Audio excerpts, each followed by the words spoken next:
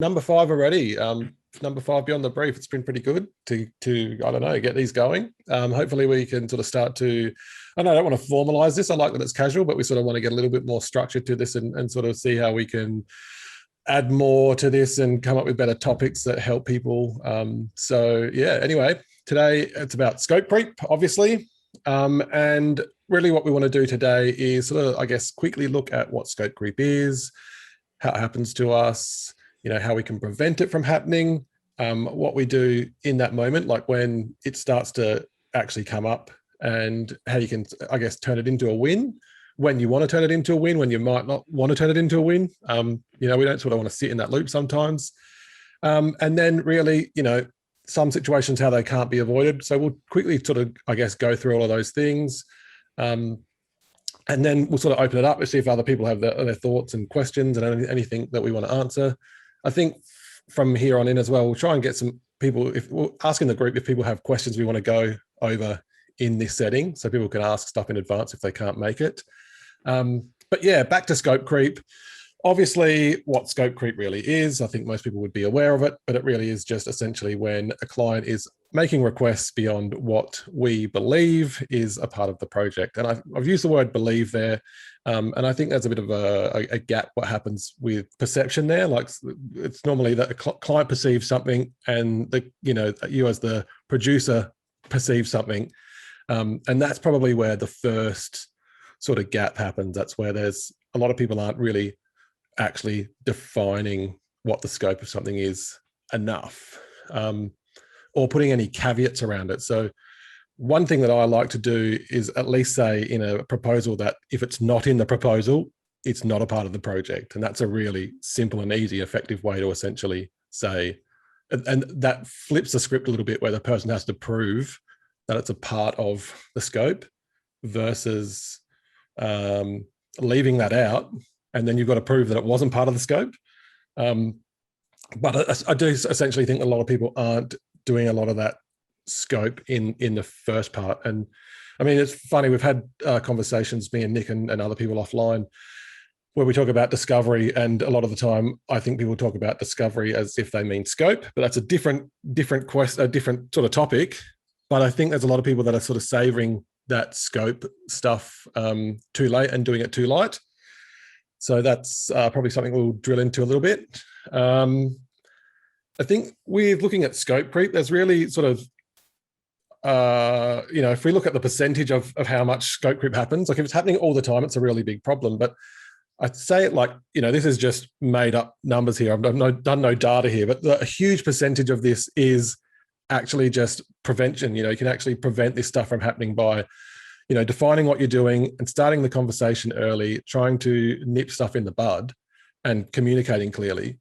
And then there's situations where it's going to catch you off guard and you can have a conversation in the moment around scope creep. And I think that's where you can turn that stuff into a win. You might say, hey, let's do this stuff as a stage 2, or, let's put this on as an additional cost. And again, I think there's a lot of situations where some people are happy to live in that space for a long time. For me personally, I don't like to sit in that. I've got other projects I need to get onto, and it can impact those projects. And it also, for me, there's an emotional drain if I sit on something for more than, a few months. I just start to disconnect from it and resent the project. So I'm trying to get those things done and moved on. But I think really I found that if you address scope creep and start to say, hey, look, let's do this as a stage 2, or that's a great idea, we can add that on to this, it starts to actually stop the scope creep, because people will, they don't want to pay. They don't want to endlessly be in this loop either, so that can slow that down and stop that. So, and I think there is always a percentage of people that are just going to be dicks. So we need to kind of be cool with that. But I don't know, Nick, what are your thoughts? Do you have anything, Yeah, cool. Okay. So, I mean, look, scope creep, right? It's when the scope of what you're doing creeps bigger and bigger, usually unpaid as well. So it's like, oh, hey, it's usually it's like this, it's like a snowball. It's like starts with small stuff. Oh, hey, do you reckon we could just add an email newsletter? Yeah, sure, no problem. It'll take me like 20 minutes or an hour or whatever. Cool, no big deal. And then next thing, and then you're like 20 to 40 hours over time, which is ridiculous. And so for me, I think it starts, like Corey said, early on. I think even before the proposal. So it starts by in your conversations with your client, like what you're there for, like what you're trying to do. You're trying to help them achieve a goal. It's not about, like you're not there as a freelancer to follow their instructions on what you're doing. Like, hey, paint this here and move that there. And like, no, I'm not there for that. I'm there to help you achieve a goal. So then when you have future conversations, you can tie anything they ask for back to the goal. So how is that going to help our goal? We're trying to get more, whatever. And sometimes I have amazing points. I can tell you now, I don't care what anyone says in these groups because they're going to be full of shit. Scope creep happens to everyone. Yep. Like there are requests that clients will make that are perfectly reasonable that you just do because it's like, well, you know what, man, you've like, that makes sense. I'm going to do it because saying no is going to make you look like a dick. Like you're going to be the bad guy. So there are things that you do and they're small, but you do want to limit it and you want to make sure that it's things that make sense, not things that are just completely pointless. So it does start with the initial conversations around what your role is and what you're there for, what you're going to do. It goes into proposal. So I actually go to the level of actually mapping out every single page that's going to be on the site. So I'll say, okay, homepage, this is what's going to be on the homepage. Hero banner, this, and the purpose of each section. We're going to have a blog. It's going to have, 1, 2, 3. We're going to have, a portfolio for this reason. And so I kind of outline that, which then makes it, if they ask for something else, it's like, well, that's not part of it. So, if you want to add it, we can, but it's going to be an additional cost. Or we can look at leaving that, setting aside for version 2. I'm a fan of telling people the version 2 thing because they never come back for version 2. Like it's very rare. I have one client now who's coming back for version 2 and they're doing a laundry list of things that they want, which is going to be great. It's going to be on that idea of the second stage or, version 2, mm-hmm. The best thing with that is you can essentially say every idea that comes up, you can say, hey, that's great. Let's put that in let's save that for, round 2. And then it allows you to focus on the project at hand and get that complete. Yeah.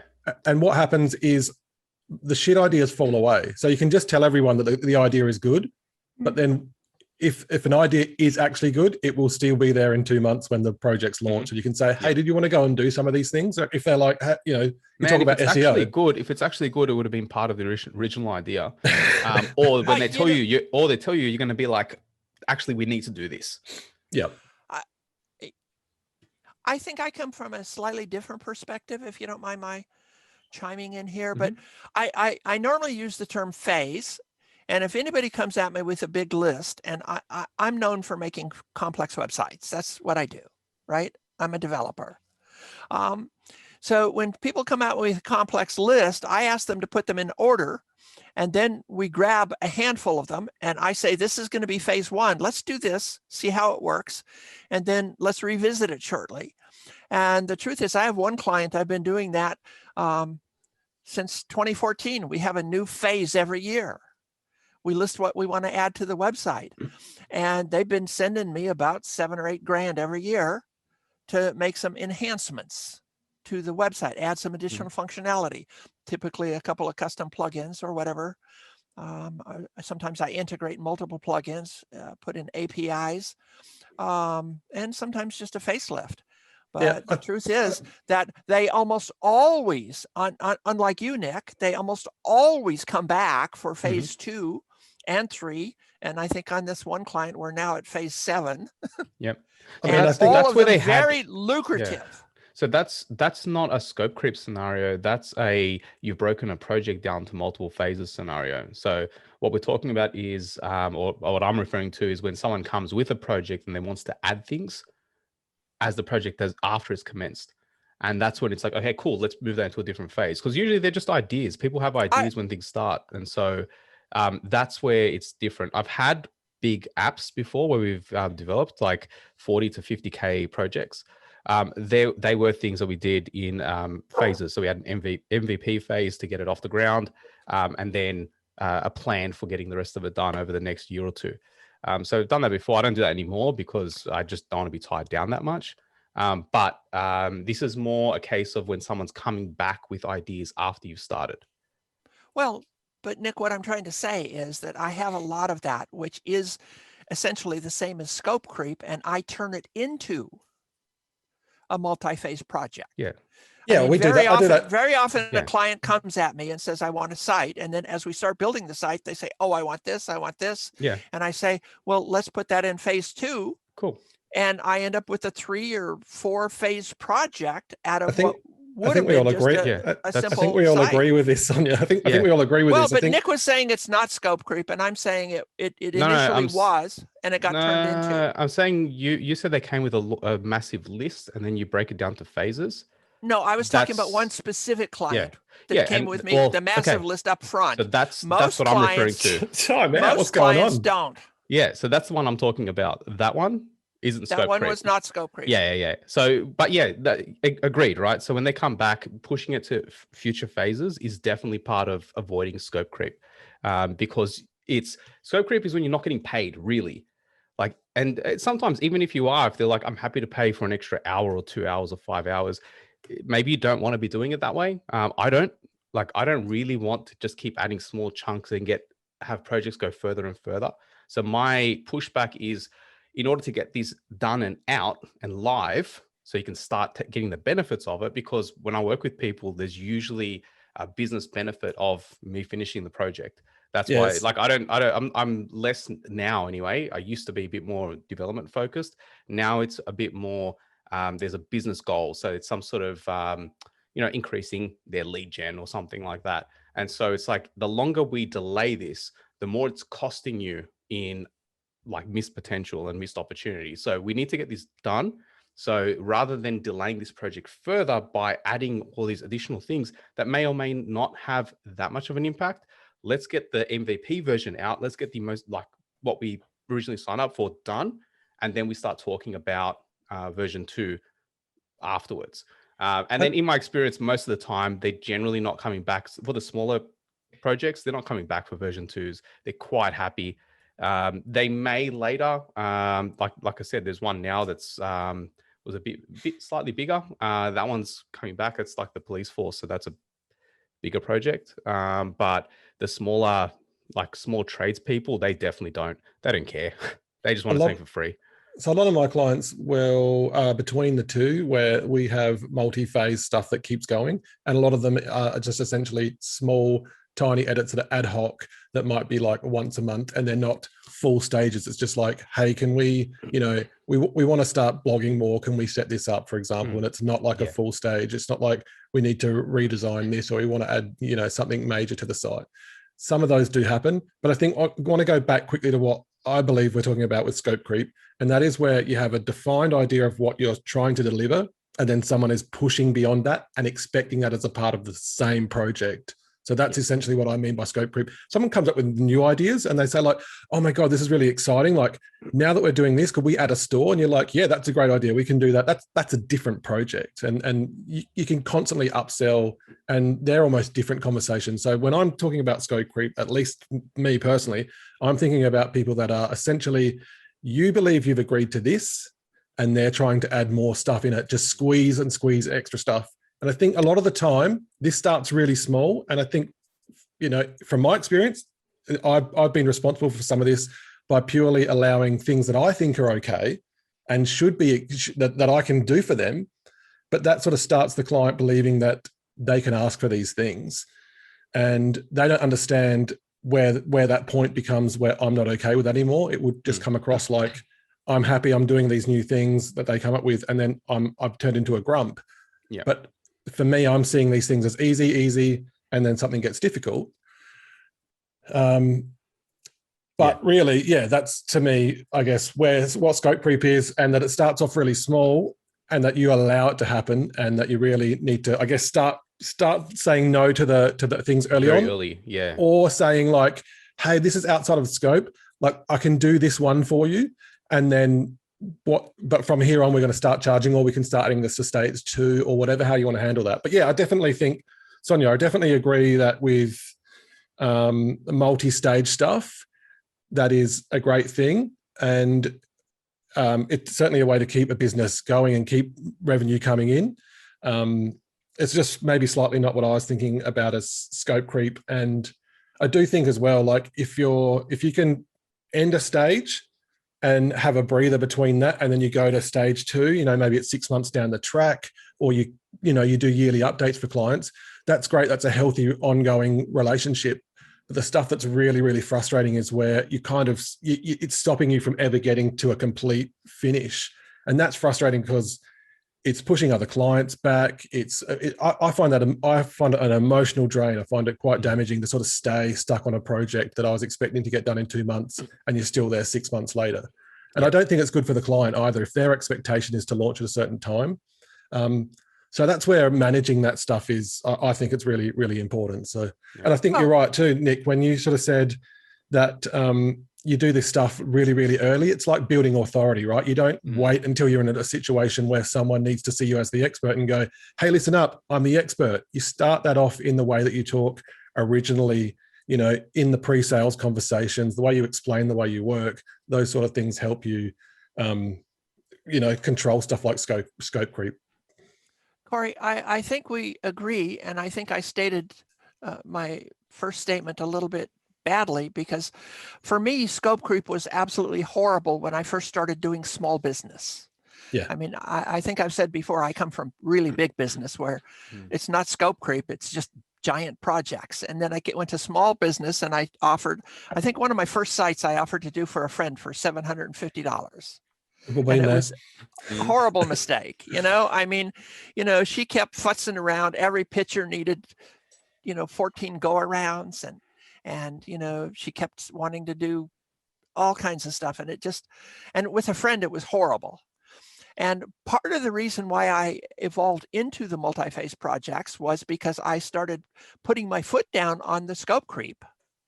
And many of my multi-phase clients that have been fantastic were kind of painful one day when I said, sorry, no.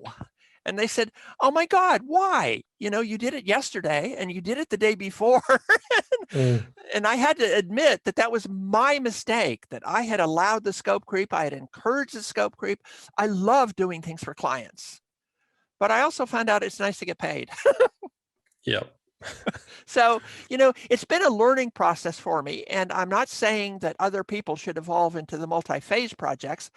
Like for Nick, for example, Nick says, you know, let's do it in the next, you didn't call it phase. What'd you call it, Nick? Well, whatever Nick called it, the probably next stage or something like that. The next stage. Version 2. Yeah. As you say, version 2. Version 2. That's what you Put said. a pin in So, it.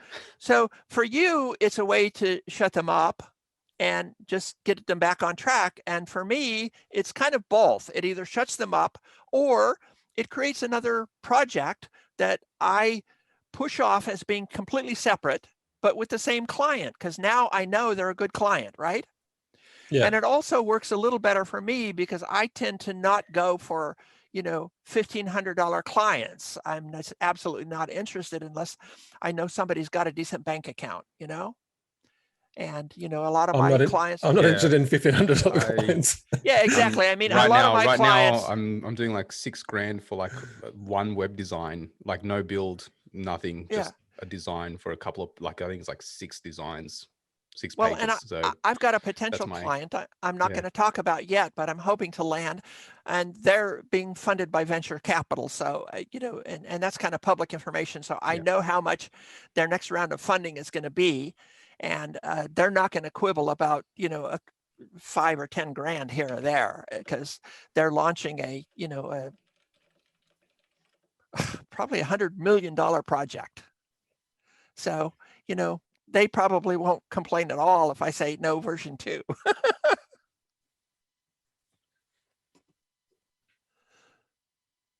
But I've had to learn the hard way. It's been very painful for me, you know? Yep. Because I have a hard time, you know, when I switch from large clients to small clients, I realized that I was really disappointing some people that had expectations that I had helped create. I was part of the problem, like Corey, you know, like, oh yeah, I can do that, right? Yeah, and that's when it changes. As soon as you decide to put your foot down, it's like, well, hang on, you've changed. You're no longer the person that I've been working with for the past, probably at this point, like 3 months, 6 months on my basic brochure website. that has become a monster because you realize like I can't keep doing this. And for them, they're like, well, hang on, I wasn't being unreasonable. You should have just said something. So yeah, and so I guess going back to like how to tackle it, it's like, well, That's you've the got painful phases, part. right? You've got phases. Number one is, you know, what your job is and your positioning before you even get to a proposal. Then there's within the proposal, this is what I'm doing, this is what I'm not doing. You mentioned I've got in my proposal, like I have an idea, and it's like, well, great, like that's probably, if it's not something we've already agreed on, it's going to form part of the next stage. And so I set the tone there as well, discuss it in the sales meetings. And then you've got to manage the client too. So when they're excited and they keep like, they seem really like, I've got all these ideas, you need to shut that shit down because they're the people who cause the problems because they want to talk about their ideas. It's like, no, you didn't. At this stage, we're not talking about your ideas anymore. That was like like before we agreed to what I'm doing. Like now we are working on this. If you have ideas, great, write them down. Let's finish this. And then we can talk about it after about where we take this site. But right now we're building something that's going to work towards your current goals. So, you know, if your goals change, great. Like, let me know if your goals have changed, but like, don't just give me ideas, because that's what happens anytime. Like I'm telling you now, like from software development days, like, and Sonia, you would have experienced this, when people doing software and they start seeing how it works, they have ideas of what it could do instead. Like, oh, you know, it'd be great if we added, like, I mean, we were building this one where it was kind of like a file storage thing, where they like a time capsule thing where you put your files in and lock it for a period of time.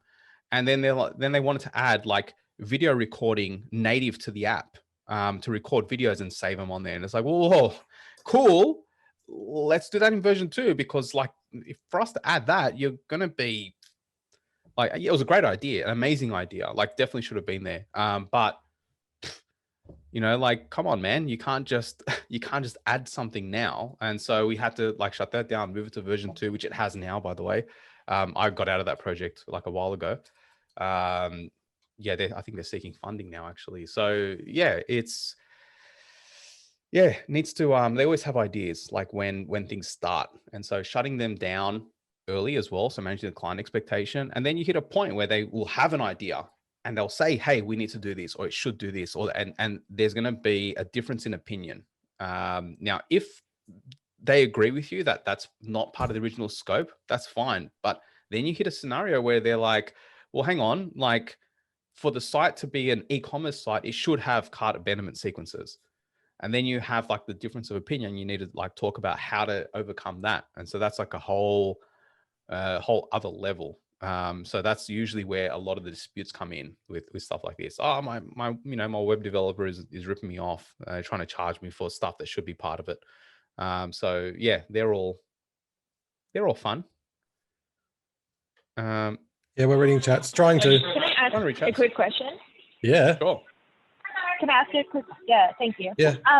If someone is asking for additional help with, something like you said, like email newsletter, sometimes I find it's just easier to do it instead of having to communicate back and forth why I can't do it or why it's more. Do you have a certain way that you're able to explain this where they understand that it is a lot more work, like an email form, without having to get in a meeting with them? Yeah. So one thing I want to say with that too is like I fell into that trap before as well, where stuff, and this is, I think, a lot of the time where scope creep, we allow that to happen to ourselves because some of those things are easier for us to do, right? You can do them in 10 minutes and the email is going to take 10 minutes to write, and then you've got to get approval for this stuff. So it feels easier to just go ahead and do it. But the problem with that, for starters, is that you're actually then training the client that you will, just do what they ask you to when they ask. And then it becomes hard for them to understand when they've crossed the line. So we've kind of sort of talked about that, but really the best way to sort of tackle that sort of stuff is just to tell them that it's a good idea and that you agree with it and that you think that's, it's a great idea. Yeah, you're happy to do that sort of stuff.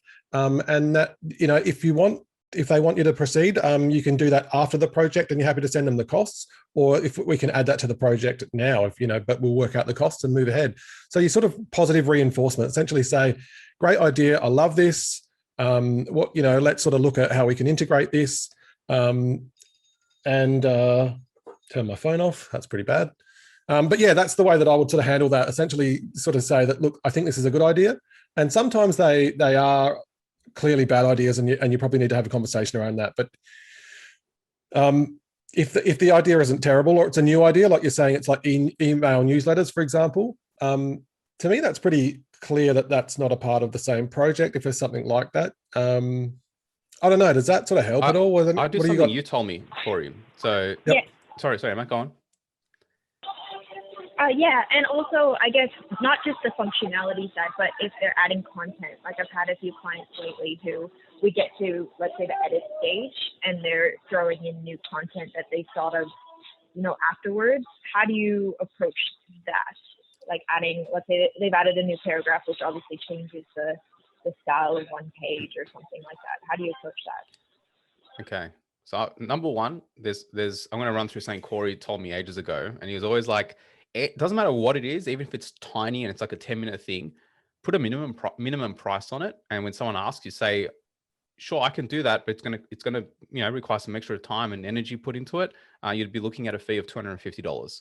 So that's my minimum now of anything. If they request something, I don't care if it takes me 5 minutes to do. If it's like change the color here, I would probably just change the color. So, but if it's like a processing a change, right? So like with that specifically, where they're like, cool, well, we've added this extra paragraph, and it's like, hey, listen, the site wasn't designed for that paragraph.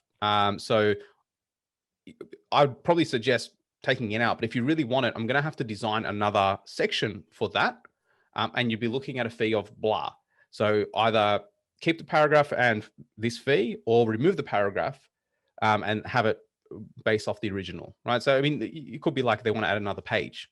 It's like, what do you do for another page? Well, you need to build it, do all that. It's like, no, this wasn't included, right? Especially after you've signed, like after it's at that stage of content entry, it's like, sorry, man, like design changes now are a lot harder than design changes early on.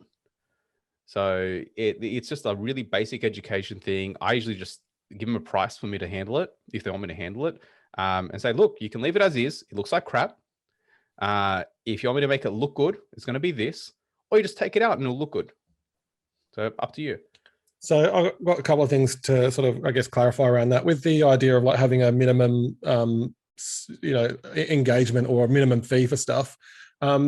I personally don't talk about hours with people. I just talk about the cost of something. But I will often say to people, is there anything you want me to do while I'm in there? And if you say work by the hour, for example, and someone gives you a job and it's 5 minutes worth of work or 10 minutes worth of work, my best advice is to charge them for the hour and then say, while I'm in there, did you want me to do anything else? Because I've for all of this, I've got to still got to charge this amount. This is like my minimum amount of money to spend. And that's because there's, the actual admin side of sending invoices and chasing it up. It's not worth sending someone a $20 invoice for 5 minutes worth of work or whatever, however, you want to charge. So that's why I have that minimum spend. And I will often say to people, like, while I'm doing this, if you've got any other stuff, like I can probably do that at the same time. If they come back with something really big, I'll say, whoa, now we're talking something different. But if they come back with some other stuff, it's actually a win, because you're like, cool, I can still do that for the same price, and let's just get a whole chunk of stuff done. And so that can be really positive for the client. The other thing too, with that sort of paragraph of text sort of thing, I think there's sort of two things going on here. And one is like, I'm going to be brutal here, but like, do you give a shit? Does it matter? Like, how important is that if, the client's going in there, if they're asking you to add it, to add that extra paragraph and it's not part of the scope, then that's the same sort of thing. Like, I can do that. It's, while I'm doing that, did you want me to do anything else? It's a minimum of, X amount of dollars. But if it's sort of them getting into the site and adding stuff that you didn't want them to, then I don't know, like, does it matter? How precious are you with the end result? At the end of the day, it is theirs. And if it is actually damaging to them, you can have a conversation.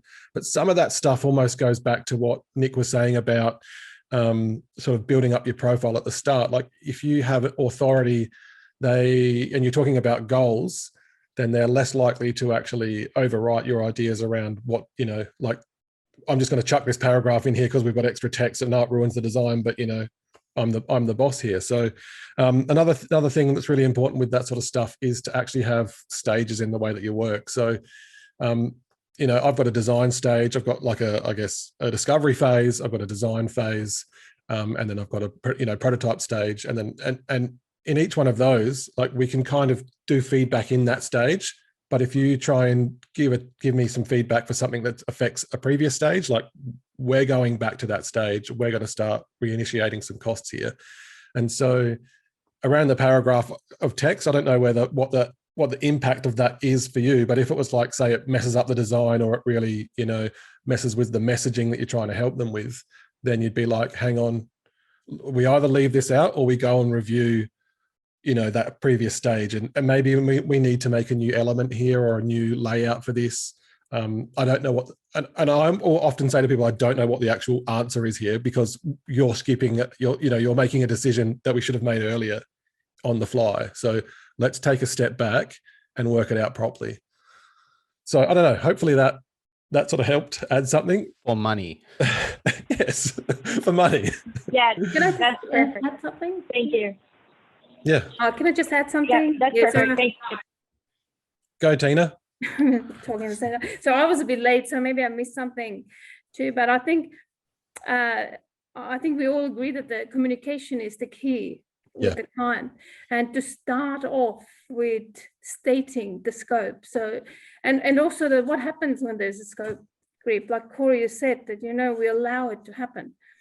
I think and I'm talking mostly from the print design and digital document kind of sign point of view. It happens a lot that people come back with all kinds of, oh, can you add this, or can you change this, or all these little things. But when we, so what I've found that if I when I even do a quote, we agree what happens if there are any changes, or if there is any additions that they want to do, just from the word go. And then when it comes to that, is, oh, this goes under the scope creep. So now it's either hourly rate, or I quote you what that portion of job is going to cost. And I agree that with hourly, you can have a minimum that you always quote, like always charge 1 hour as a minimum, no matter what the change is. And I've got actually a job at the moment that I'm doing, which is 60 pages of investor documents, and we've gone, I send interim invoices so that they know exactly where they're at that point in time, because they keep sending me daily changes. So then I send, which is fine, I don't mind, but I send them invoices so they know all the time where their budget is and how much it costs them. So at some point when they think, okay, I'm starting to blow my budget, then they will stop. But if it's important, and in a lot of these documents with these big businesses, these changes are important. They have to get it right because there's legal ramifications and things like that.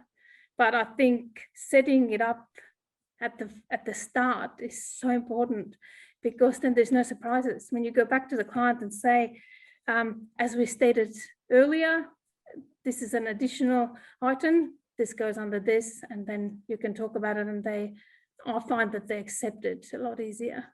Yeah, and I've got to say with that too, like what's really powerful with that is and I say this about contracts, right? Like we all know that contracts are really, really important, but I think there's this sort of mentality with contracts that people just get a contract and add it to the end of their stuff and think that they're covered. But the idea with this sort of stuff is you don't want to go to this stage. You don't want to have conflict with clients. So if you can talk about this stuff up front, like you're saying, and we all have different ways of working. So if you work, you bill stuff by the hour, or you do stuff in different ways, there's no right or wrong here. So you have your own process. But if you can explain that to the client and say, like, for example, I've got stages and I don't have limits on rounds of changes. And that's part of the way that I quote and the way that I work.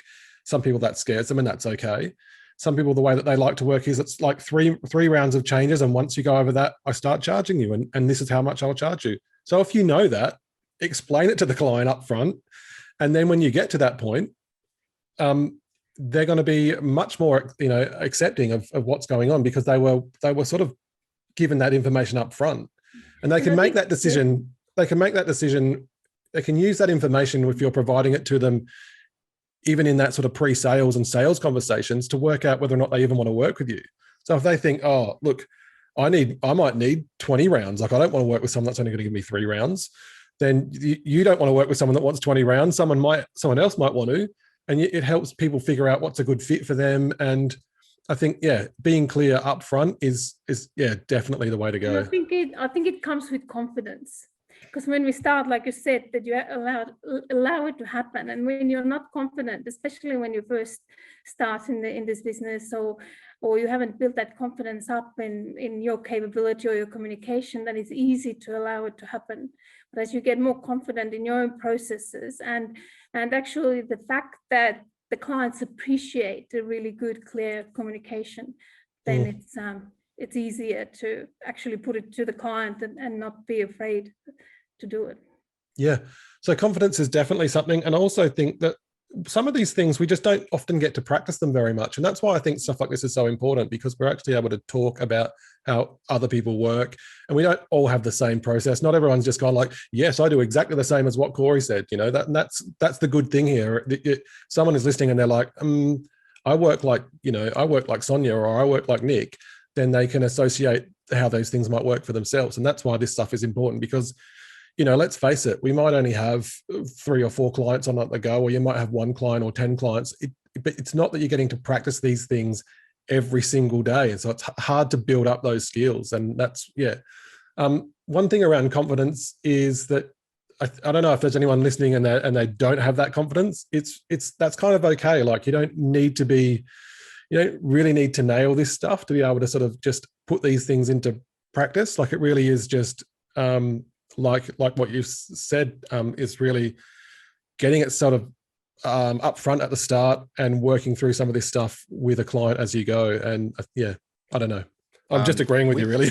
with the confidence thing, there is what helps a lot, right? If you're not confident, is putting a process in place. So it's like having a sales meeting. If you go in and don't have a process for handling a sales meeting, it's maybe not going to go so well. Like, it might, but it might not. And when you get things that you're not prepared for, that's when you buckle, and that's when things go wrong.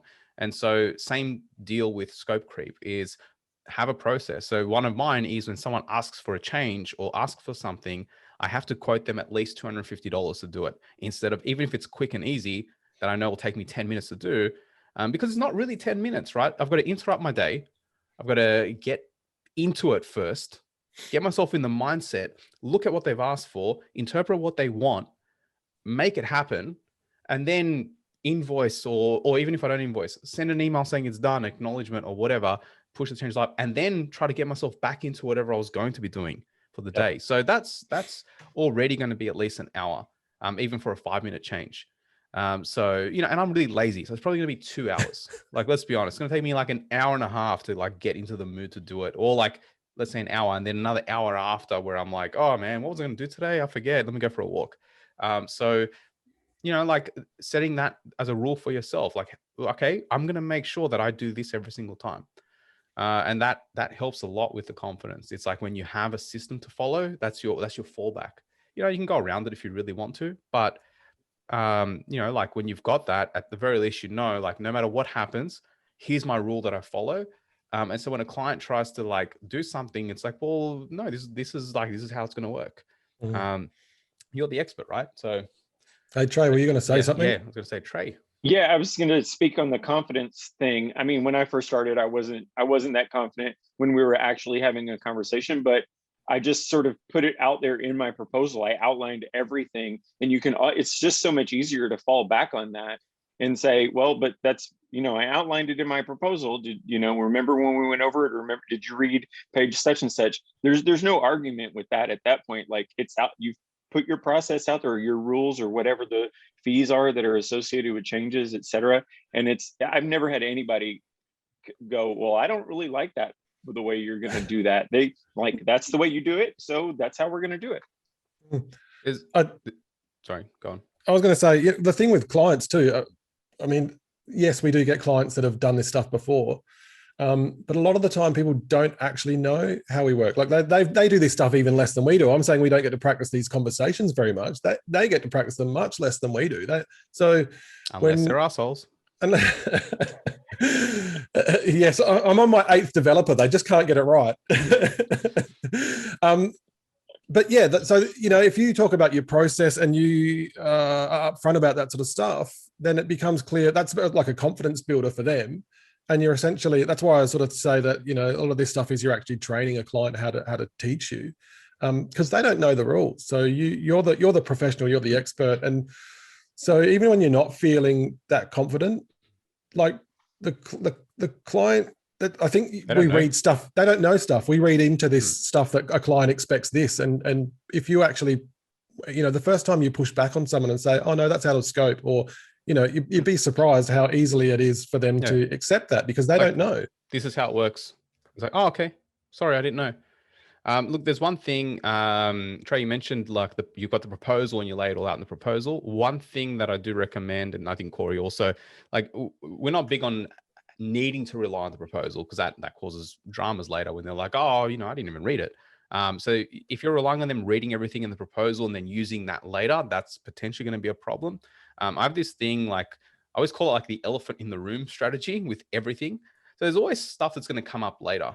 And it's like, rather than waiting for it to come up, like, address it early. So it's like, hey, you know, you don't say, like, I'm addressing the elephant in the room, but it's like, hey, so this is how it's going to work, right? Because, you know, if you don't say that, they're going to cause issues. Here's how we're going to handle, like, if you have ideas. If you know every single client you work with turns around and comes up with these ideas and keeps pushing all this crap to you, you let them know in the sales meeting before you do anything. It's like, hey, listen, what's going to happen from experience, you're going to come up with ideas, and that's okay.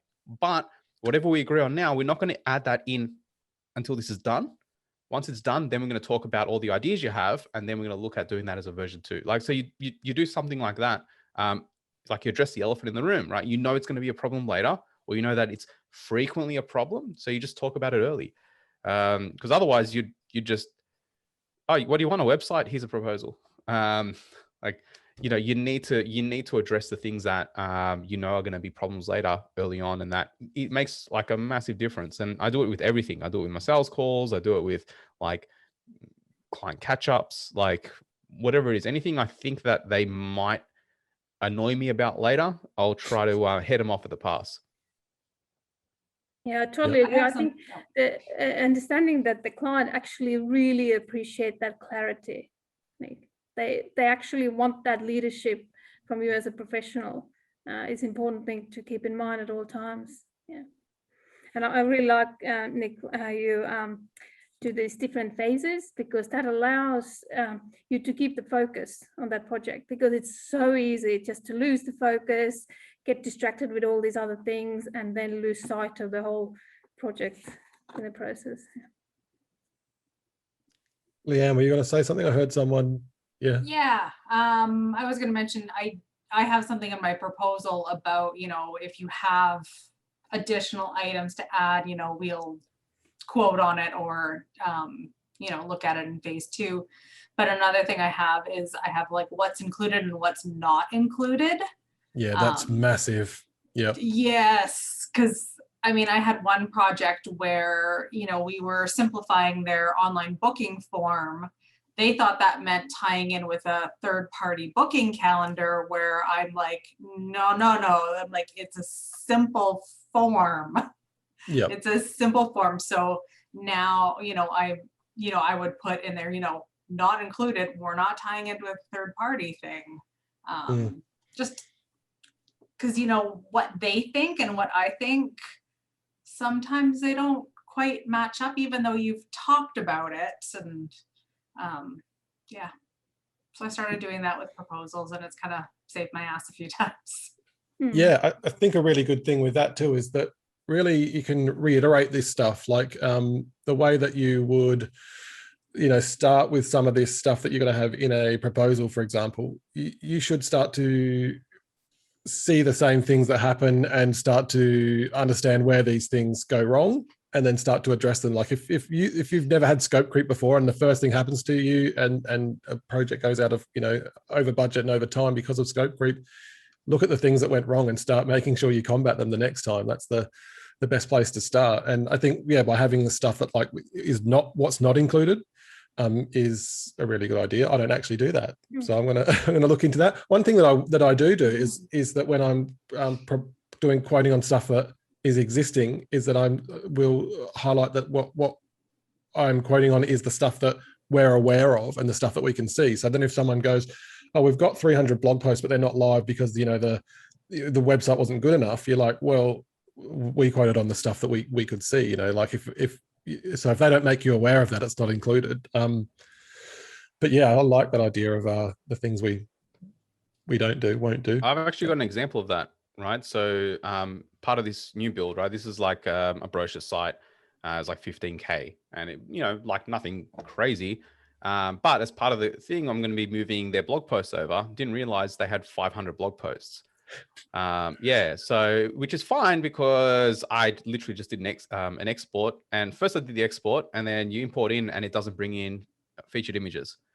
So like, damn it, deleted all of them. Then I found this plugin that does, and like, so I actually lost probably like a day. Now, on the plus side, when you charge more, you can afford to like lose some time if you really like, you know, it's like, you know what, like that was my bad. I didn't quote, like I didn't, you know, actually look at what they have from the from the blog post standpoint, because all I care about is what I'm designing. You know, I need to design a blog layout, not a friggin', you know, like I don't think about every individual blog, so I don't really check. So I didn't care.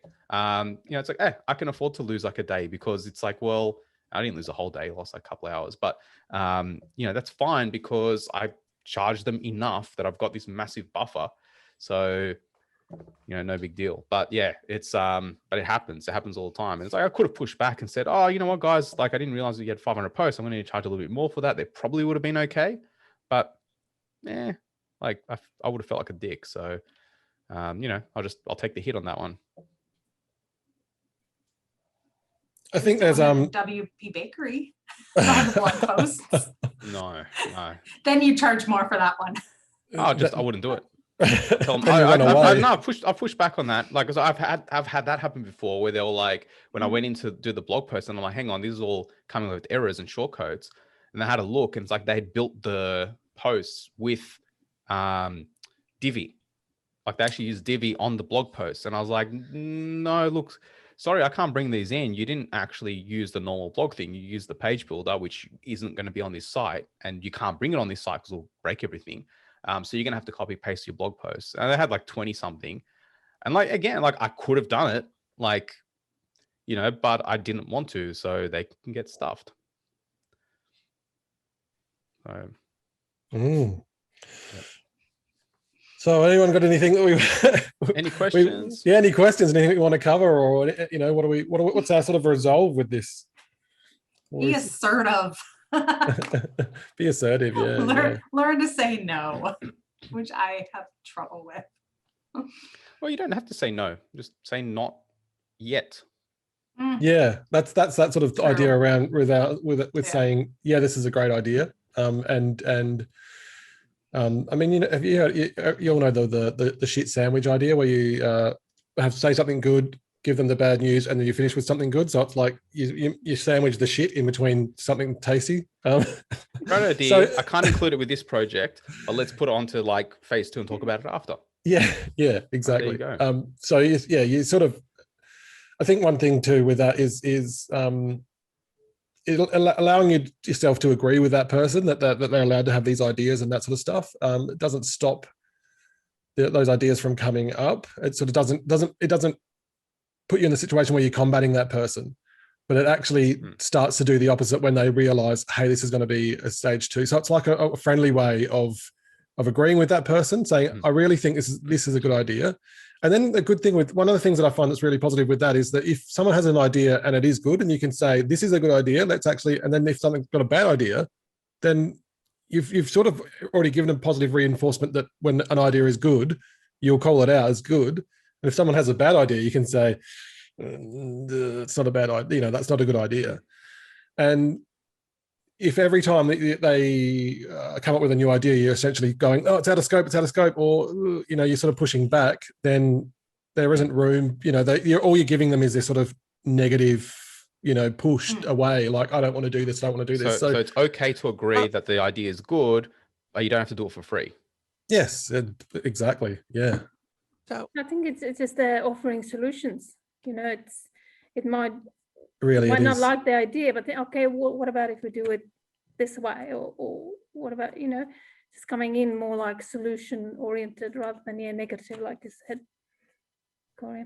Yeah. Yeah. And the phase thing is such an easy, I don't want to use the word cop out because it's not, but it's such an easy fallback to just say, oh, that's a great idea, let's do that in phase 2. And then that's setting up that if this is your first project with them, that's setting up that, oh, I want to be a long-term partner with you. I want to help you achieve these goals over time, blah, blah, blah. They're already Exactly. seeing that you're sort of invested in them. And Yeah. that, oh, there's going to be a phase 2. Okay, yeah, well, great. Well, let's add Well- this other thing to phase 2. So I have a question, if I might. Mhm. Nick and Corey have both said a few of the things that they do up front to Mhm. kind of set the stage and head this off. But I'd like to hear from other people about things that you do, like before you actually start the project, to set the tone to avoid, the scope creep or manage the scope creep. What do other people do? Get hit with scope creep. No, up front, Leanne, up front. I don't do too much, which is why I get hit with scope creep. And I'm one of those people who I just want to make everybody happy, whether I should or not. I'm learning more and more to say no, or that not yet kind of thing. But, I would like to figure out a way to kind of set up like a process at the beginning to help avoid scope creep, so I don't end up with projects that burn me out and I hate my life. And I was going to say, I know I probably shouldn't be talking because you're asking about other people, but I really think that Tina and Trey both did actually kind of give a good example of how they sort of position themselves up front. Like Tina and Trey, similar things are basically talking about and I think we're all talking about similar things, like being upfront, being clear, defining your process and letting the client actually know that, getting some of those things in the proposal. Yeah, so I didn't want to answer for you, but is that what do you think to that, Tina and Trey? Is that rather than speaking for you? Yeah, I think it's very important to set everything up from word go, and then setting also the scene, what happens if we have got extra things that we want to bring in, so that they already know what happens then. So when it happens, it's not a surprise. It's like, okay, yeah, that's the process. We talked about it. Let's move on. Yeah, that's definitely it. I mean, and that's the case whether you're doing a logo or a website or a rebrand or whatever. Like sometimes I feel like I put too much information in the front loading piece. Like I try to cover every detail, but honestly, every time I do that, the rest of the project just goes so much more smoothly than when I maybe skip it or I cheat and think, oh, well, maybe they understand this already, and I don't need to worry about this mood boards or whatever. And every time I do that, I'm like, oh man, I wish I would have done this other thing. So same thing with scope creep. As long as you cover all that stuff up front, I have a page on my website that says, hey, if you're new to working with me, this is kind of how I work. And it covers that. I go over it. I have where I think I may do things differently than Corey and Nick is I do my discovery call really before I do my proposal. And if they're a new client, I charge them for that time. If they're not, or if I know it's a sure thing, then I'll roll that figure into the total cost. But I do my discoveries before I do a proposal. I mean, I know Corey's talked about having like a 15-minute conversation to get the scope of a project. And I'm like, how do you possibly get the entire scope of a project in 15 minutes? So I'll spend an hour with them and really try to get enough of those ideas that they're having, what their expectations are, like really kind of try to tease as much out of them as I can. So when I do give them a proposal, like everything within reason is covered. So I just want to quickly clarify one thing. I definitely do paid discoveries. and Okay. and pre-project discoveries. Not every single thing, and especially like you said as well, sometimes you've got existing clients and the relationships are totally different. So but yeah, I do. One thing I just wanted to point out that I had made a note of and I didn't bring up, and we were also talking about, doing this multi-phase or phase 2 stuff. And when clients bring this sort of stuff up and you're like, great idea, let's add it to stage 2. It's really important to actually just note that somewhere, actually open up a document for that client. And then at the end of the project, you've got all this sort of stuff and say, hey, we got all this sort of stuff? Did we want to, put a timeline to any of this? Or again, like Trey was saying, it helps the client actually understand that you're in it for the long haul and it's a relationship and you're going to be there for them. And when you get to the end of the project, you don't just want to sort of shut the door and go, yay, project's done. It's a good opportunity to sort of go, hey, these are the things we spoke about. And again, I think that's going back to sort of Sonia's initial stuff with having multi-stage staff. If you're doing that all the time with someone, you finish a website or you finish whatever it is, and you say, hey, we talked about all these other things. Do we want to make a plan for this? And maybe we do them in 6 months' time, or we want to start talking about them now.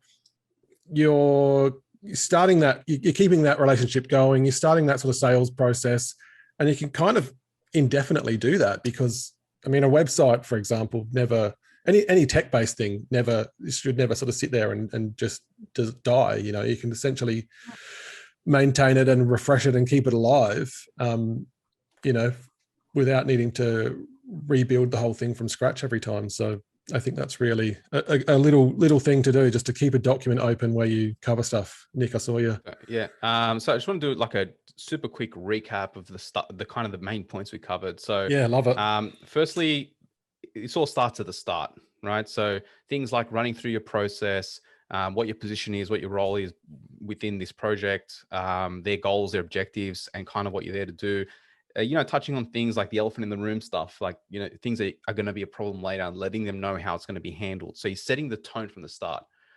Then within, like once you started or once you're going, a couple of different things you can do. So firstly, shutting down when they come up with all these excessive ideas early, and letting them know you're not going to be doing it early to avoid it escalating further and becoming major problems later. The whole concept of introducing phases. So when someone comes through with, hey, here's an idea, I'd like to do this, I'd like to add it. Great. Let's not allow it to lose focus on what we're trying to do here. Let's push it to version 2, note it down like Corey said, and keep track. And then you can bring it up later, because if you do want more money, you can come back with, hey, look, this is one of the things, here's a couple of things you mentioned during the project for version 2. What are your thoughts? Is there anything else you've come up with? Would you like to look at planning out a version 2?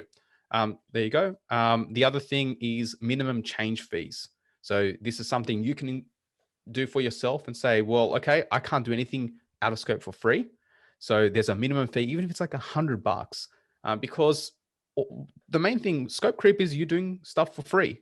So to avoid it, put a minimum fee on it and say, okay, cool, I can do that. It's going to be an extra $100. And they might be like, why? What do you mean? It's like, well, because it's not part of what we agreed to. I've got to now go and change things. And that's going to, increase my effort. So I need to, this is beyond what we agreed to. So I need to charge, and this is going to be the fee for it. And they either say yes or no. If they want it, they'll say yes. And if they don't, they won't. And then all this ties down to, and this is probably the most important part, is the mindset behind all of this stuff, right? So you're the expert. You have a process that they follow, and it's not the other way around, right? You're the person who does this for a living. They don't know if you've never done something before, unless you tell them, or unless it's very blatantly obvious that you've never done it before. So they're coming to you because you do this and they don't. And so all you have to do is make sure that they understand that you're the expert. This is the process, and this is how it's going to work. And then they fall in line, or they don't fall in line. If they don't fall in line, you get rid of them, because they're probably not going to be good clients for you. You're always going to have issues with your authority levels.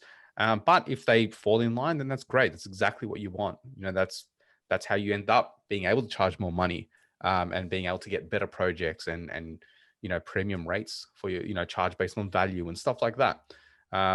It even just makes what you're doing more profitable, because you're not doing extra work for free. Exactly. You're not wasting time. So yeah, so that's kind of it, right? So start at the start, shut down the ideas, note down anything that needs to go to different phases, and use that as a pushback. Minimum change fees when you can't avoid scope creep items, charge.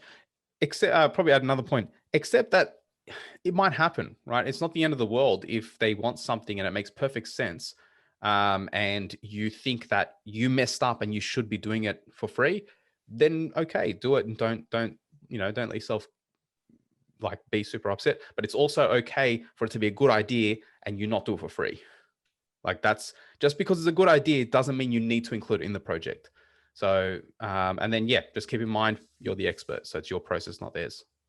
That's kind of I think that's kind of what we ran through today. Yep, love it. I think that's pretty much it. Oh, there was one point that you made that I Hey, think's really. Corey, can I Yes. ask you a really quick question?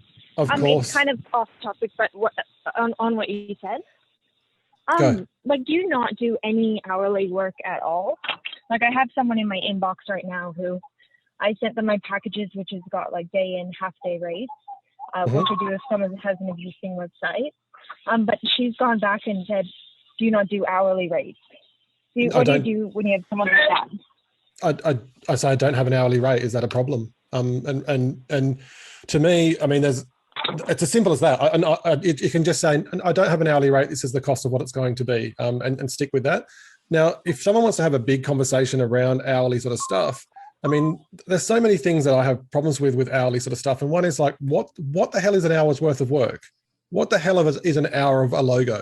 Like, I don't know about you, but in some hours I can get 5 hours worth of work done, and in some hours I get no work done. And it's not for lack of trying. I can sit there and try really hard. So to me, there's no such thing as anything that's an hour. I'm based on achieving an outcome. So, I mean, there's other reasons why I don't like hourly. And there, I know why people do hourly. It's comfortable and it's safe in the fact that if something takes you longer than you hoped, you can charge for it. But that's when your margins are too thin. Also, I think it's a really hard sell. So if you say to that client, oh, guess what? I'll give you an hourly rate. My hourly rate's $200, but guess what? Now I'm not going to tell you how long it's going to take. I'll tell you when we get to the end. So what do you want? Do you want an actual fixed cost that you know that I'm going to guarantee to do for you now? Or do you want me to tell you an arbitrary number that's an hourly rate? And then when we get to the end, it might have taken me 6 hours. It might have taken me 60. I can't tell you.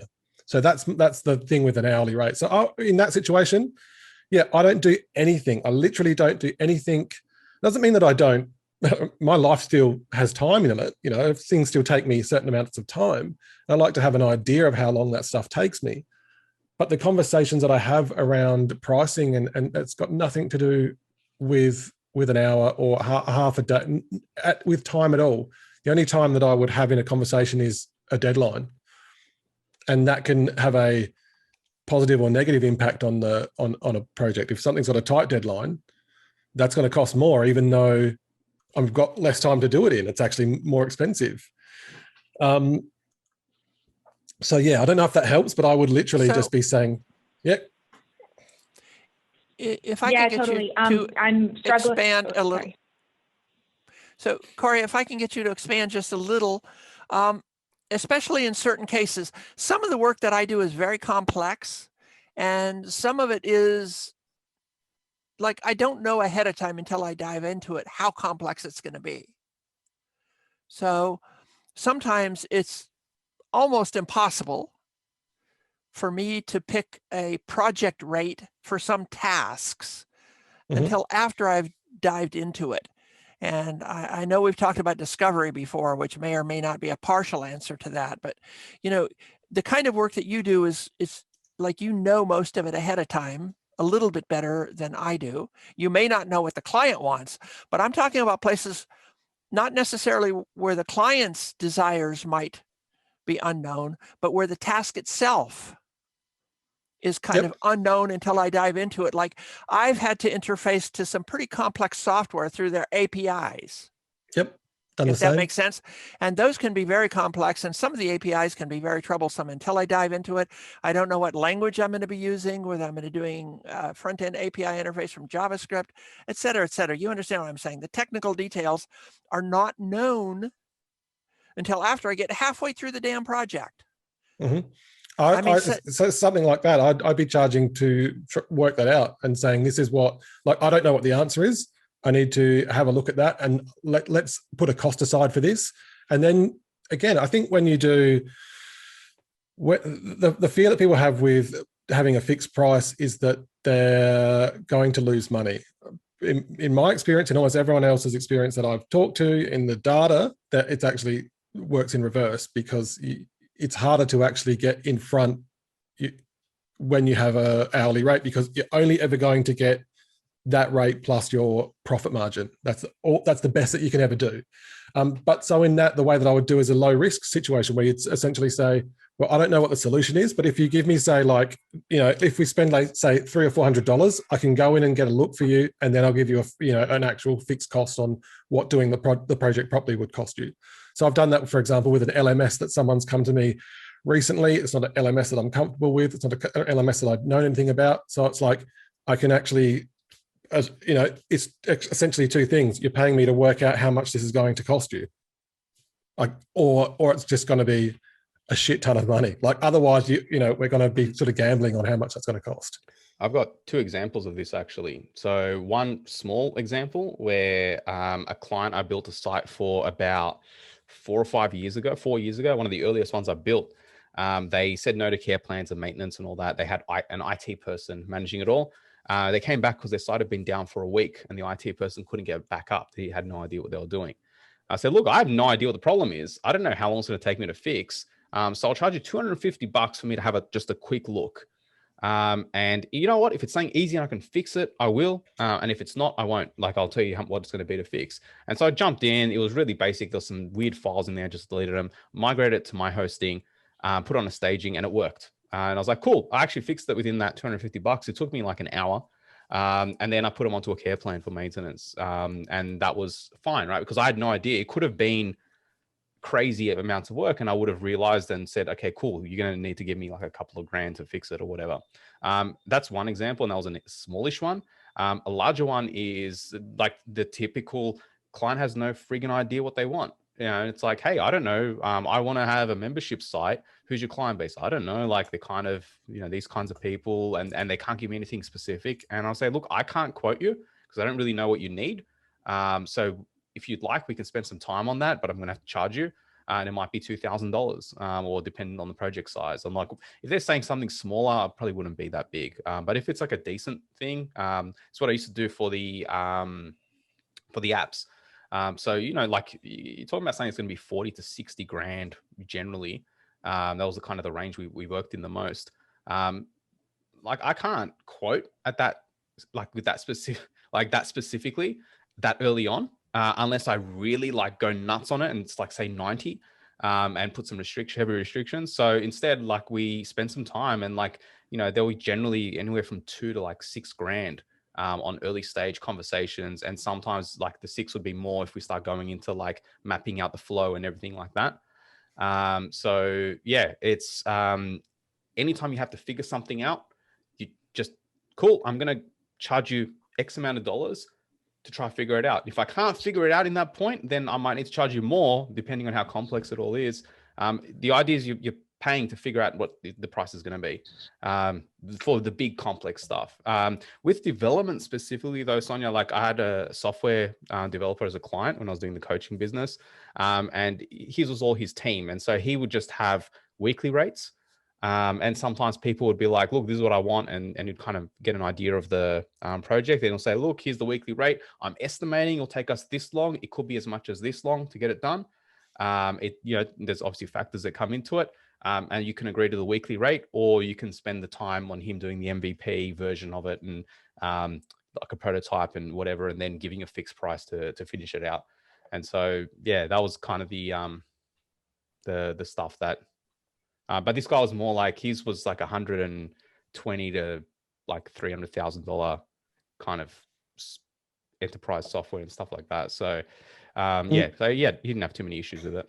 And Sonia, with like, I guess, someone smarter than me is, with this sort of stuff is Jonathan Stark. And the examples that he will actually use are very, very much tech-based people. He gets a lot of designers. I'm more of a creative. I do cross over into some technical stuff. You're talking about stuff that's, more technical than me a lot of the times.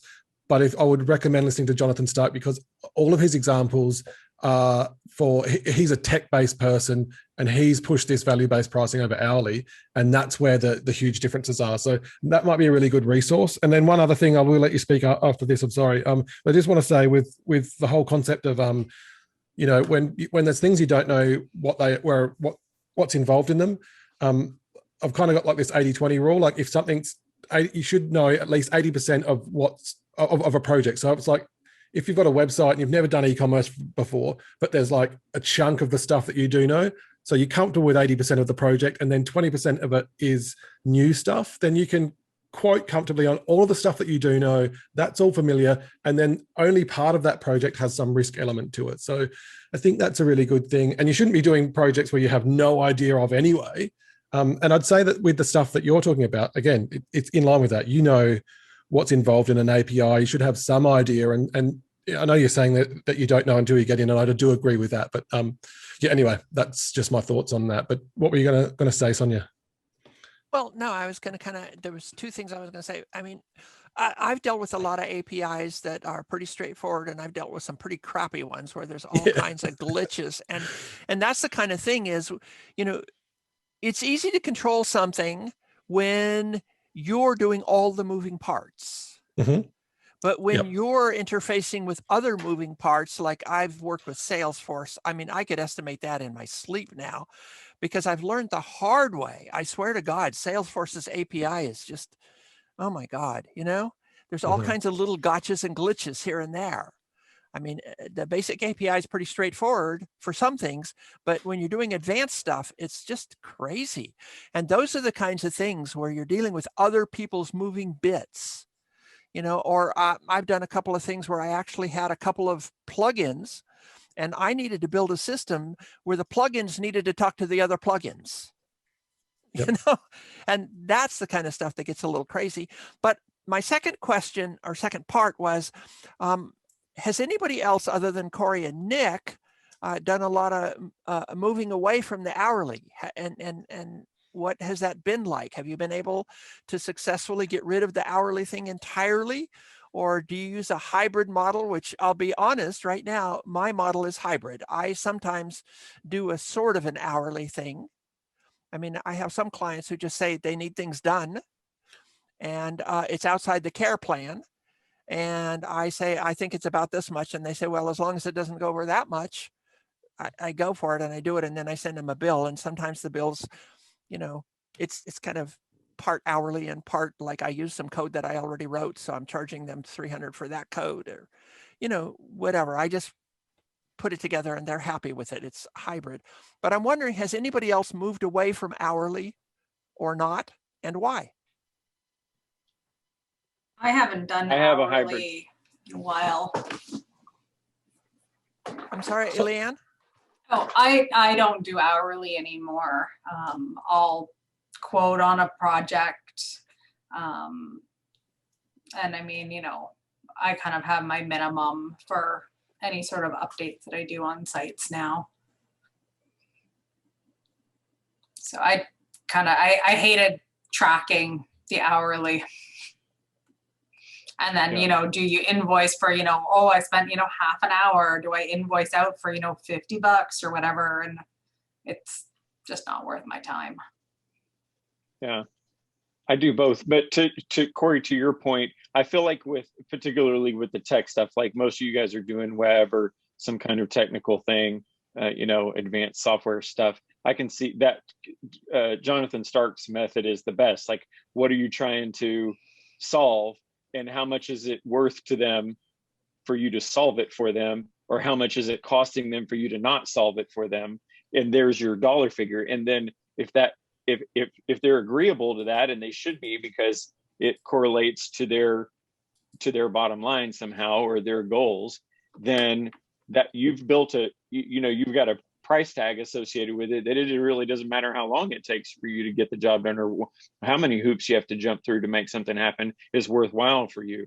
I'm on my hourly pricing is usually for people who they're long-standing clients who need ongoing graphic design. It's if it's a branding project or it's a website or it's a integrated ad campaign, that I can put a big bucket number to it. But if it's just like everyday minutia kind of stuff, like I've got a restaurant client and their menus are being constantly updated. If I tried to give them a project price for that, I would lose my ass on every one, because it always takes way longer than they think it's going to. So I've just charged it. It's funny, if I told them how much it would cost, really, they would freak out. But if I just charge them by the hour, and then that's what it costs, like that, it's weirdly, they're okay with that. But if I were to not do it that way, if I were to try to estimate it, it would always be wrong. I'd always be in that scope creep thing. And it just makes, in that instance, it just makes more sense to do hourly. But those are the only things that I really do that with. And then I just send them an invoice at the end of every month for all their hours. I just keep there's a minimum number of hours. Every time I do something, there's a minimum. So in some cases it works out great. Yeah, I'm the same as Trey, especially with print design. That's the hourly is sometimes the only way you can go with the project. But with branding or websites, I don't use hourly. Yeah. There we Does that go. answer your question, Sonia? Yes. Did we lose you, Sonia? So one of the big things when I started looking into like value pricing is that sorry. You must have been muted. I was talking away and realized nobody's listening to me. Not this time. Oh, actually, it was my mute button. So actually, it looks like Trisha joined us, and I haven't heard from Emma. Emma, do you use a hybrid model, hourly, or what's your thing? I started using, I try not to use hourly as much as possible. I found with my existing clients, I was doing a lot of like quoting. They would send me email, I'd re-quote a million times. So I started doing day and half day packages. And that's been really effective, like for those smaller jobs, if they just need some edits here and there. Otherwise, I have set packages and maintenance packages that I like to stick to. I like that idea of like a half day rate. Something I should maybe look at doing.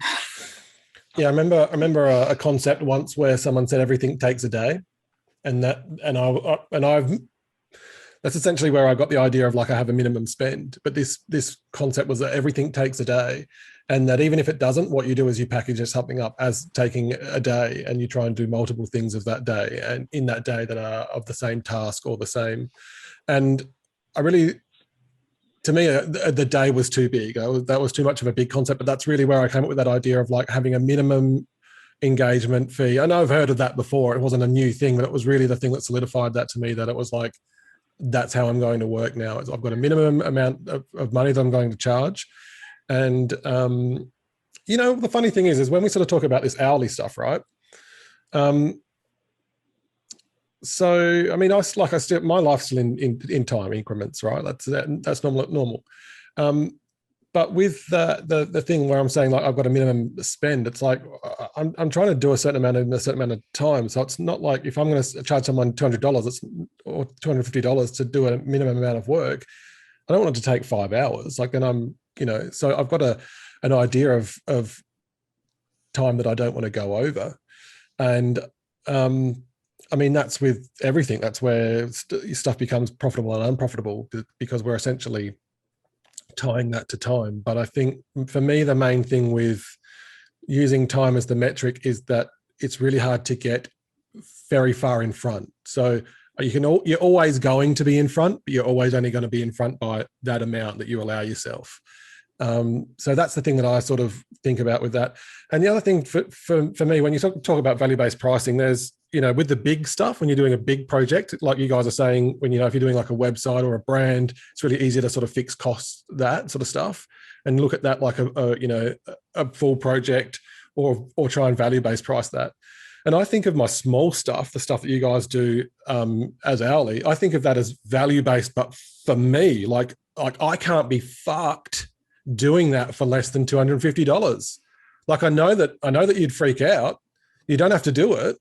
And it's the same thing, like say with trails, like I've got clients where I do menus and stuff for them. And if I say, hey, that's going to be this amount, I honestly, in those small things, I'm just making up a price that's value-based for me. Like, how much do I need to make this worth it? And it's got nothing to do with time. And sometimes how much do I need to care? How much do I need to care? To do this? That's So- everything. Like if it's not enough, it's like, people talk about value, right? And it's like you set a price based on what the value is to the client, right? That's like kind of a general thing that you try to do. And so some clients, they might not value something as much, and that's okay. It just means that I'm not going to be the one to do it. If they value something, if for small startup, micro startup, whatever, micro business, and they value a site at like $3,000, that's cool, but I'm not going to be the one to do that, because like for me to do a site, I'm significantly more than that. And so it's not going to work out. Right. And so I'm going to guide them to a different solution. But then there might be clients that value a site at 50,000, and I don't even need to charge that much. I'm quite happy at the 15 or whatever, like 20K, depending on what it is. So, it's, but everything like this, I find it's actually easier to do, fix stuff on the even smaller stuff, because you usually have an idea of how long it's going to take. You know how much will make it profitable, I guess, and you can kind of say, cool, let's take away the uncertainty. Here's what the price is going to be. You're saying you've got clients who every day they're asking for something else. They're the kinds of people I'd be looking at putting them on some sort of like a retainer if you can swing it, and have like, okay, cool, I know like how much it normally takes time wise and how much I'm charging you for and whatever, and what you're paying every single month. Look, let's take that a bit further. Let's, put a little bit more, put on a fixed monthly amount. And you guys have unlimited design resources, or you can charge even more than that if you want, or you can say like, you allow, this is what I'll do for you I'll take care of this for you. They're the kind of stuff that I'll be looking at if you can kind of make the math work. And of course, if you can get the client to agree. I think the whole getting clients to agree is kind of usually the easier part for me most of the time. But like that's something I'd be looking at, because I don't want to track time. Like I don't have a day rate. I don't have an hourly rate. I don't have any kind of rate. I just have here's what I want to give a shit about this. And so now there's like a minimum amount, and it's like, cool, hey Nick, can you do it for this price? I don't know, probably could, but I'm not going to, because I don't care. Like I don't like, it's not enough for me to care. So find someone else. Do you guys ever get much pushback So what do with you do stuff? with, what do you, sorry. Go, Emma. What do you do go. with clients that come to you? Like, I know you said that retainer, but I've had a lot of these lately actually that come to me and they, want a quote for everything. And I feel like I jump on so many calls putting together a quote. That's how I came with my day packages, is that I just have one set rate. This is it. This is, what I value, that, like how much time and how I value that I can get that done. How do you not like quote all the time? Yeah, cool. So it all starts with the first conversation. So I do, so my sales process is there's like a 5 to 15 minute call at the start just to figure out what they're looking for. And if there's someone I'm willing to work with. If there's someone I'd be willing to work with, then I'll progress them to a proper sales call. My projects tend to be bigger though. So I don't do like small stuff. I don't do graphic design. I don't do brochures and I'm doing web projects primarily, sometimes branding, but these days I just get someone else to do branding. Hi, Corey. So my clients come to me for branding and I'll just introduce them to Corey to do it. So with the web stuff, like they're bigger projects. And so, they're like, if they're after just a quote, then I'm going to identify that pretty early on in that 15-minute call, and I won't have a 1 hour call. So I don't do like the quoting thing. One thing to avoid always is like the grocery list type thing where they're like, can you give me a list of all these things? Can you break it down to how much each thing will charge? And then they try to pick and choose what they're going to do like from that. And it's like, no. So I've had times when I've given someone a quote to do all this stuff and like, can we take away this? How much would it be? And I'm like, no, like I might do it once. And if they say anything else after that, like, I'm like, no, I'm not going to give you another price. Like I got a tip around that. If anyone ever gets that situation, is if like I'll package up stuff and say, this is a project. And if someone asks me to itemize it, I'll break it down, and the costs are about 50% more, because it's like, if you want to take stuff out, because this is this much because I'm doing it all together and I'm going to be in that headspace and we're going to be working together. If you just want a, let's say you're doing a branding package for someone, and that's going to have some things in there, some stationery, for example, and I might allow, $300 or $400 for whatever it is. But if you wanted that thing by itself, I'm going to charge you $800 for it. And so, I'll give you an itemized list for it. And guess what? That price is going to be like 50, 60% more than what it was before, So, that's. Avoid the itemized list, avoid people just looking for quotes. Like, if someone's going around price shopping, like, do you really want to be talking to them? Like, you might win it, but you're only going to win it really if you're very price friendly, like wallet friendly. And Emma, with the Emma, just say cheap. Yeah, with the stuff that you're talking about, Emma, are we sort of talking about smaller based stuff? Like Nick was saying, with large websites and stuff, it's pretty easy to, if it's a $15,000 project or a $10,000 project or whatever the dollar figure is, if it gets above a point, there's a certain amount of investment you can make in doing a quote without it being a problem. Like if you get 2 requests a week and one of them falls through and the other one goes ahead, it doesn't matter if you spent an hour on both of them, because you've got a good profit margin. But what sort of stuff are you talking about? Small things, and what sort of things are they? And you're muted, just as a heads up. Emma, did you hear? She's like, man, that Nick guy, far out. Shut up, dude. Anyway, I was just interested to see what you were going to say, Emma, just purely because if there's some things that are small and repetitive, you can basically combine productized stuff. Like for example, a business card's always going to be the same amount of work as the next business card, pretty much. So you could easily chuck the same sort of thing on there and have a shopping list for someone to go through for stuff that is and a lot really of rinse stuff, and repeat. Like what you're saying there, right? A lot of this stuff is fixed just by charging more, right? So it's like, let's say, let's say something could be, a couple of $100, or it could be maybe 1,000 at most, in terms of depending on how complex it is, right? Something small. And it's like, what if you charge $3,000? Would that, like, you wouldn't have to know anything about it. You're going to be okay. Like, whether you get that 3,000 approved is a different story. And that's kind of the idea behind the whole value pricing. You don't have to stress too much about the microscopic stuff within scope, because you're going to charge enough based on what it's worth to them. That gives you like more than enough buffer that you could hire the best people in the world if you really needed to, and make it happen, right? Like that's kind of the idea behind it. And so that's why I don't stress too much about microscopic stuff within scope. It's more, here's the general, this is what I'm doing. These are the kind of the pages and stuff.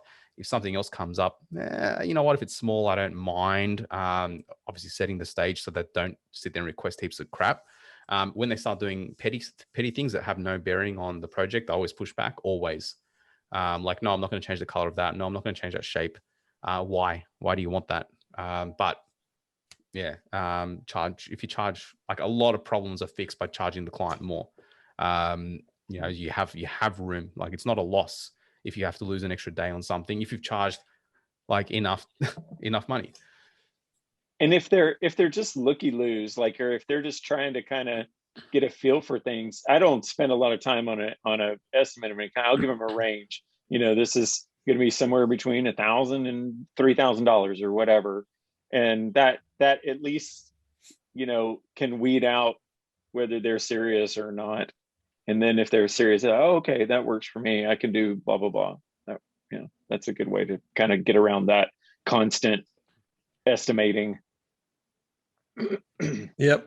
Throw a big price anchor number out there and give them a range price and see if they die. And if they totally run away, then that's fine. You've saved yourself some time. Someone comes along and you say, I don't know, something like that could cost up to $50,000. I don't know where you guys sit. And if they still want to continue that conversation, it's like, well, let's do this.